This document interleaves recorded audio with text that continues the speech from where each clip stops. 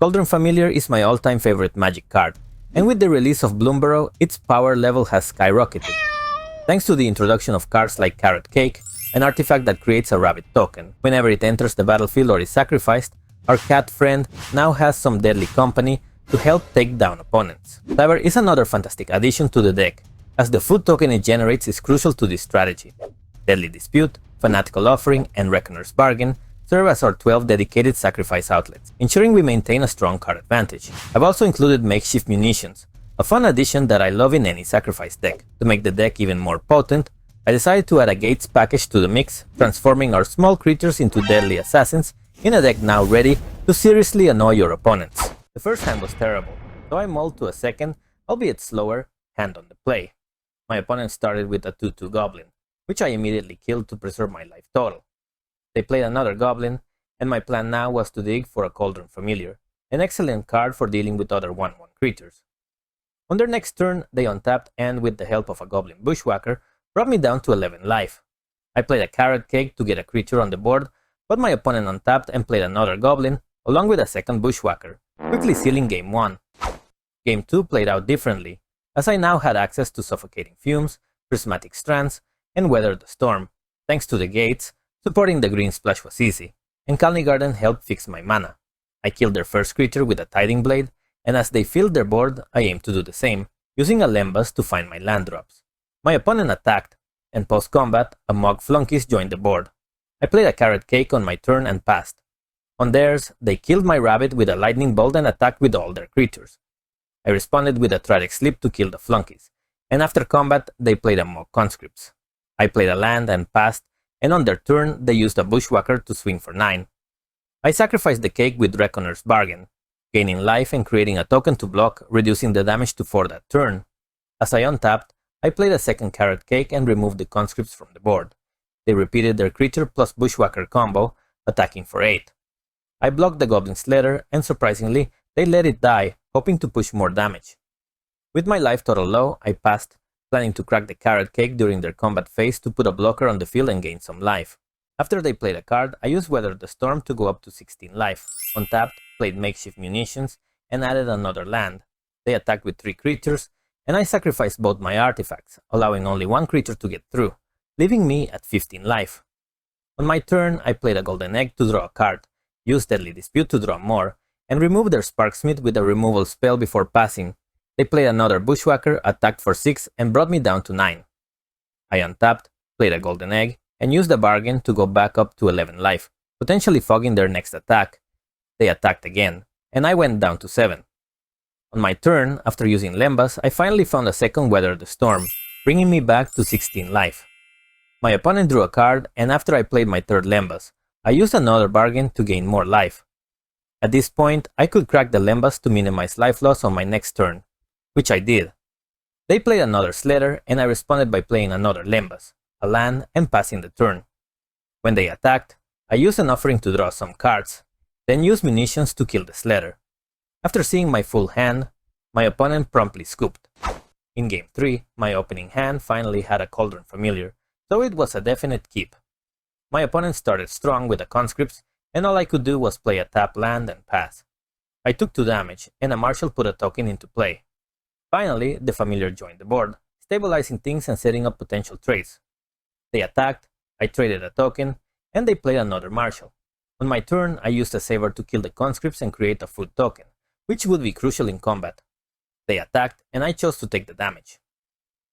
After playing a land, I passed the turn, and Impulse revealed a Bushwhacker coming next, so I brought back the Familiar to sacrifice it, and draw some cards. Knowing what was coming, I passed the turn and prevented the damage with Strands during their attack. On my turn, Lembas revealed a second Familiar, which I played and passed. They attacked with everything, and I brought back the Familiar from the graveyard to gain life and block 2 creatures. Post-combat, they played a big creature, which I promptly removed. I played a Golden Egg, followed by an Offering to draw 3 more cards, and passed. They attacked, and I returned the Familiar to trade for a token once again. This pattern continued, but this time I chained several spells together, leading to a massive Weather the Storm that put me up to 25 life. With no significant board presence and falling behind on card advantage, my opponent scooped the match. 2 decks are always tough matchups since counter magic is difficult to play against. However, This deck has multiple ways to outdraw blue decks, so it's just a matter of playing our cards correctly. To do this, I waited until I had 4 mana, before playing any cards. At the end of their turn, I used a Fanatical Offering to bait a counterspell, which worked.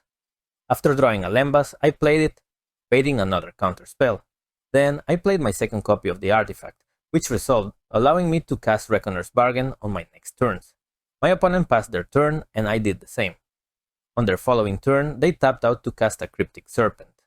At the end of their turn, I used the offering to create a token, which I then used to cast Bargain, drawing 4 more cards. As I untapped, my main goal was to get rid of their creature, so I used a Cast Down, saving my Tiding Blade for their Tolarian Terrors. I then played a Carrot Cake, adding a bunny to the board, and passed the turn. A second Serpent joined their board, but it met the same fate as the first. Plus, I managed to resolve a Makeshift Munitions and attack them with a 7/7 creature. They completely tapped out, and this is where I missed lethal, making several unnecessary plays. Despite my misplays, they resolved both Tolarian Terrors and countered my removal before I could attack.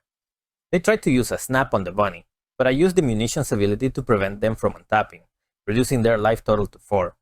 After cycling a land, they attacked with both creatures, and I chump blocked. On my turn, I returned the cat, dealt 1 damage, and after this, it was all over. I could sacrifice my creatures to deal little damage, moving us to Game 2. For Game 2, a couple of duress will help counter their counter magic, and 2 Nihil spell bombs can slow them down considerably. It's worth noting that you can run Pyroblast in this deck since the gates are versatile and often bypass mana restrictions. Plus, this deck generates treasure tokens as well.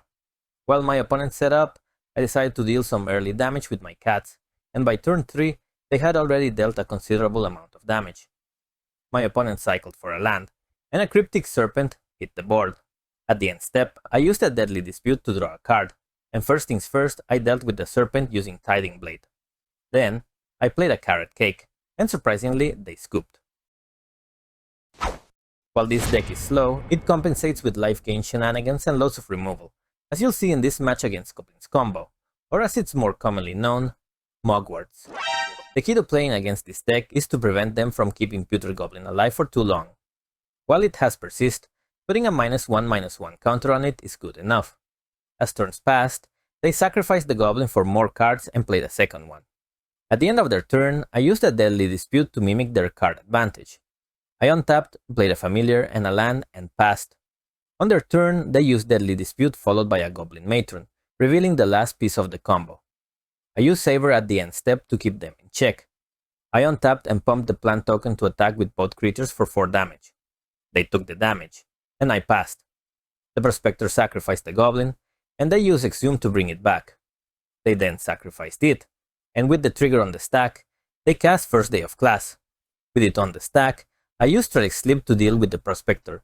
As the stack resolved, they used a second Exhume to bring the Matron back and fetch for a second Prospector.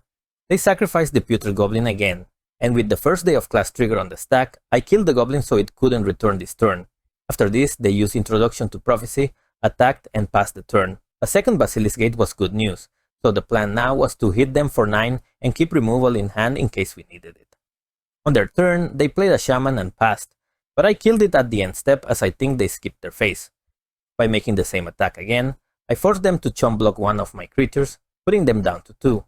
They played an Exhume, returning the Putrid Goblin to play, but they scooped after that, so we moved to Game 2. Duress and Nihil Spellbomb are our bread and butter against them, and I considered adding a Troublemaker off, but decided not to. I kept a decent starting hand and played a Nihil Spellbomb as quickly as I could to keep my opponent in check. After they attacked, I played a Carrot Cake and a land. At the end of their turn, they used a Fanatical Offering to draw some cards. On their turn, they played another land, and Munitions joined the board. On my turn, I attacked, played a Familiar, and sacrificed it to a Bargain to fetch for a land. But with no luck, they cycled a Troll at the end step for a Swamp, and they played a Gorilla Shaman to kill my Spellbomb. I used the Spellbomb's ability to exile my opponent's graveyard, and return my cat to the field, creating a token and scrying a card from the top. On my turn, I attacked for 3 and passed, waiting to see if I needed to use removal. As I predicted, they had the combo ready, so I used my Tragic Sleep in hand to kill the Prospector. They added a mana with its ability in response, and with the Putrid Goblin's ability on the stack, I used a second removal to get rid of it. My opponent used the mana to remove both of my tokens, leaving me only with my cat. I played a Lembas, revealing a carrot cake, and attacked. Post-combat, I played another familiar, putting them down to 13, and finally won the match with Footgates.